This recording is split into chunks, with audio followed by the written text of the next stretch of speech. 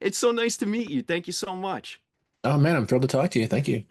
I had so much fun watching this documentary. People aren't prepared for it. It's hmm unlike anything that they're expecting. Because hmm I think I think when people actually when they hit play, they're uh gonna expect something along the lines of like horror's greatest on Shutter, which is Yeah, fantastic.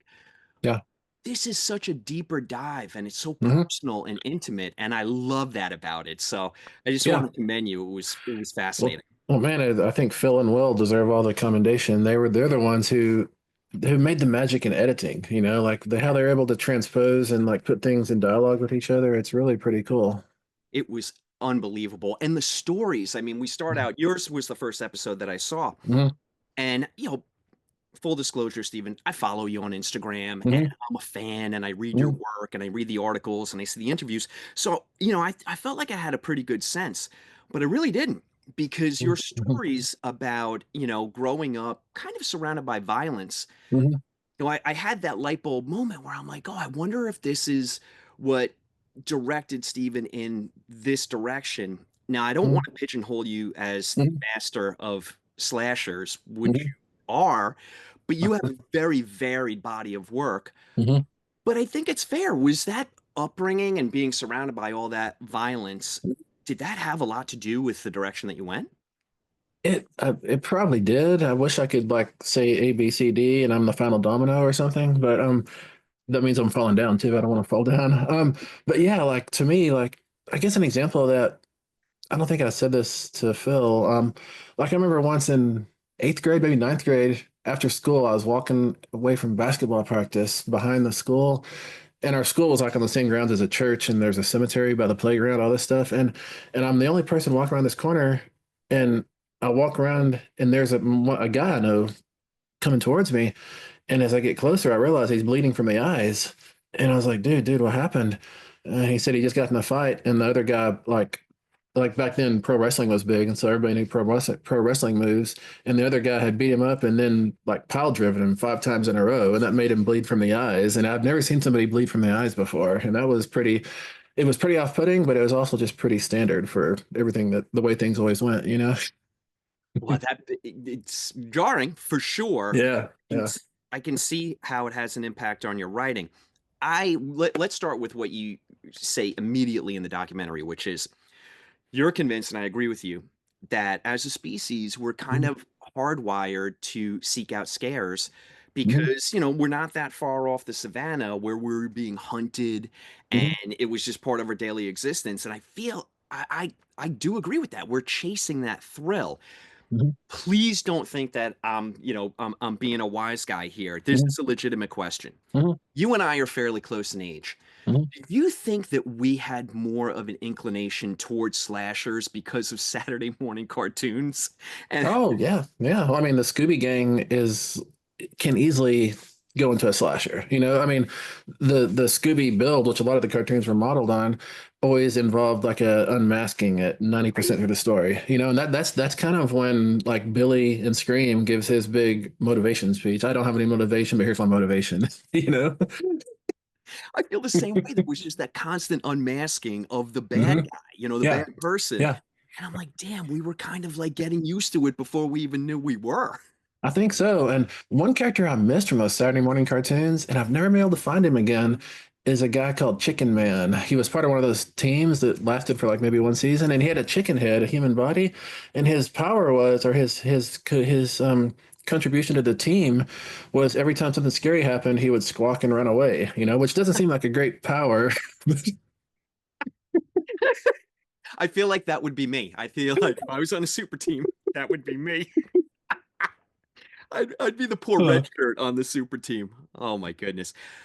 We need to talk a little bit about. I am convinced that you have like better angels. hmm I'm not a religious person by nature, but I have to call it out. You had hmm moment discovering your uncle's treasure trove in the linen closet of paperback. hmm hmm Now that's a very important moment. We can check that off.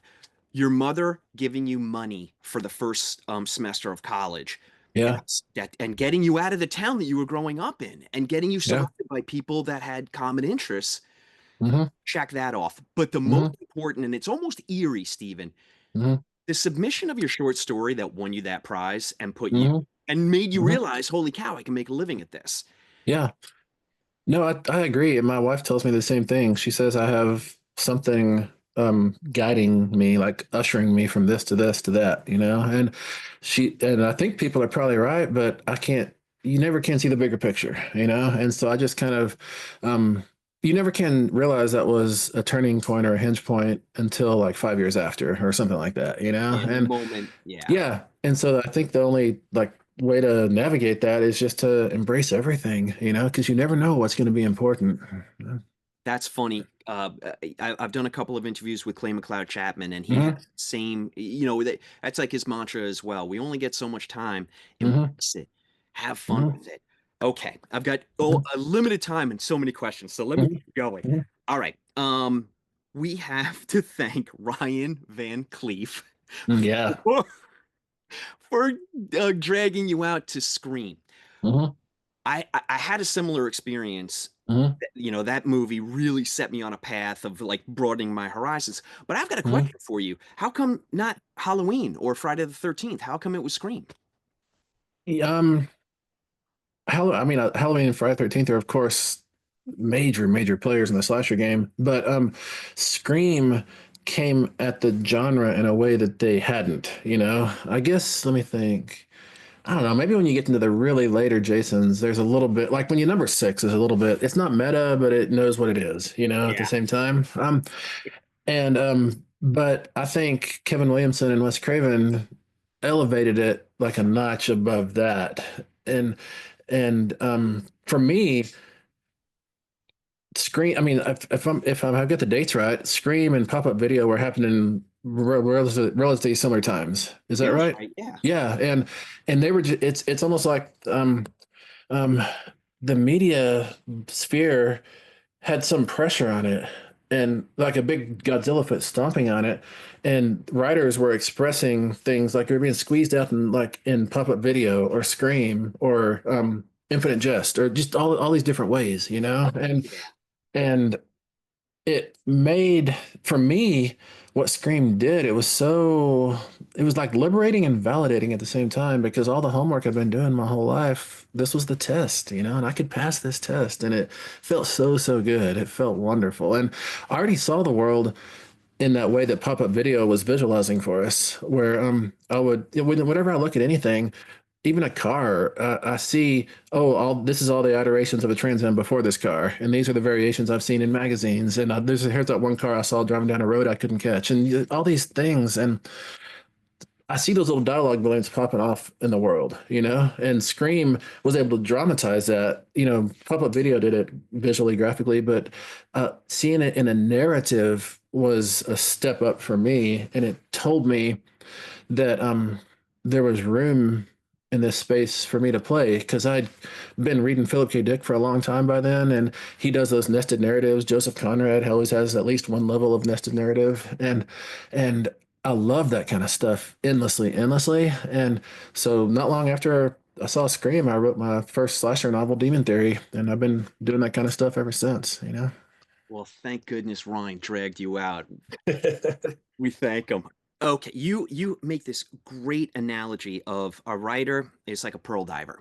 Mhm. And as a reader and audience, we're asking you to go further and further out Mhm. and deeper to like dredge your psyche Mhm. and deliver these beautiful pearls. Mhm. And it does have a cost. Mhm. Do you ever worry about that? The cost of plumbing the depths of your psyche? You know, yeah, it is. You're right. It does leave like damage on you, but I worry more about not doing it, you know? I feel like if I'm not writing, I'm not earning the air I breathe. So what am I even here for, you know? I mean, I want to be here for my family, of course. They're not like, are you going to finish this story? I need you to finish this story, you know? They need to hang out with me and stuff. But yeah, I feel worthless if I'm not putting words down on a page and I'm not telling a story. Well, I mean, it just illustrates how dialed Mm, you are mm, to it, and thank mm. you for that. The Well, flip side to that coin, mhm, you say that maybe one of the dangers of being a horror reader is that it can mhm. open up doors that maybe are better left closed. Yeah. Now, I'll ask you this, is that, do you ever is that a concern, or is it more, "Hey, you bought a ticket, you take the ride?"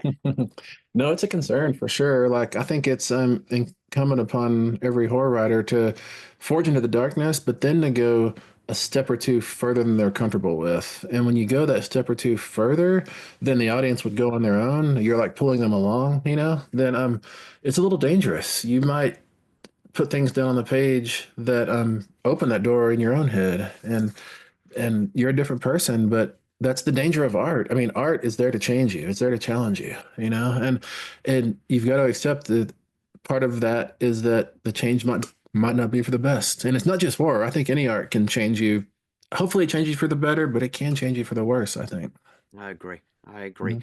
Do you have anything that you do specifically to kinda shake that off after you finish a novel? My I always say don't ritualize your writing because that's just providing excuses for yourself not to write. Don't ritualize writing. But I do have one ritual, and it every time I finish a novel, I go out and eat a plate of fried zucchini. And I've been doing that since my very first novel I wrote in 1998. And so that if I have anything, it's fried zucchini. Yeah. And I've That's great. lately these last like 4 or 5 years, I've learned to dip it in ranch, which makes it even better. That's fantastic. Mhm. 2025 is already starting out to be an incredibly exciting year for horror. Is there anything that you're looking forward to, either literature or film, that you'd Mhm. like our readers to know about? Yeah, just on the day we're recording this, Hard Eyes releases, and I'm so Right? excited for Hard Eyes. Yeah, it looks like a fun, like rom-com slash a rom-com slash slasher, and It I'm looks so great. excited for that. And one novel I've already read, Michael Weehunt's October Film Hunt. It's kind of like a found footage horror a little bit on the page. Um, or maybe I'd say more like a documentary delivery. Anyways, it's really, really good. It's creepy. And to tell you the truth, I kind of resist, or I don't run towards horror that involves cults. I think that's because I'm trained on slashers, and slashers, as long as you ignore like the middle Halloweens, is not really cult driven, Yeah. Um, and it's a single dude. It's not like a team of people. But Michael's got a lot of cultish kind of stuff going on here, and it completely works. He makes it work just because he's such a good writer, like line by line, and he also is managing a larger narrative really masterfully. Well, he's just like you. He can mess you up in the best way possible. He can, yeah, yeah. I wanted to thank you so much for your time today. This was really Mhm, a special day for me because I've been looking forward to talking mhm, to you all week. So have a mhm. great weekend. Enjoy Thank Hard you. Eyes, and hopefully we'll talk soon. Take it easy, man.